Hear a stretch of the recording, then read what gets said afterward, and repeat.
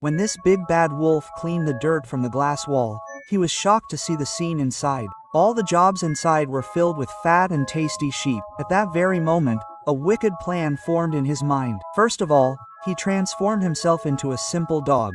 Then he made a fake resume and directly applied for a job in that sheep company. When the dog boss came to see him and saw that the person in front of him was also a dog like him, he hired him without thinking much. On the very first day when he reached the office, many sheep started trembling with fear after seeing him, but he did not pay attention to anyone and quietly sat on his chair. First of all, he hid the necessary tools of his plan in his drawer. Then a colleague brought some files to him, but instead of files, he started writing the plan to catch the sheep on them. Soon it was lunchtime. A sheep colleague lovingly called him for food. The wolf quickly threw his plan on the ground and went to the break room.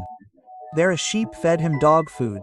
To hide his identity, he swallowed the food forcefully while wrinkling his nose. But the surprising thing was that he started liking the food and finished the entire bowl. From then on, the wolf became crazy about the dog's food, and his plan to catch the sheep turned into a plan to secure the job. To secure the job, he started taking work advice from his sheep colleagues every day. The computer, which he could not even operate earlier, now he started operating it easily. His relations with colleagues also started improving, and the old sheep who used to tremble on seeing him earlier, now also started accepting him. His hard work paid off. One day the wolf got a permanent job in the company. To express his happiness and to thank everyone, he gave a cabbage feast to all the sheep from his first salary. That day he kept working tirelessly from 8 a.m. to 8 p.m. His stomach was burning with hunger. When he opened the drawer, he saw that all the dog food boxes were finished. The wolf got scared. There were only sheep all around him.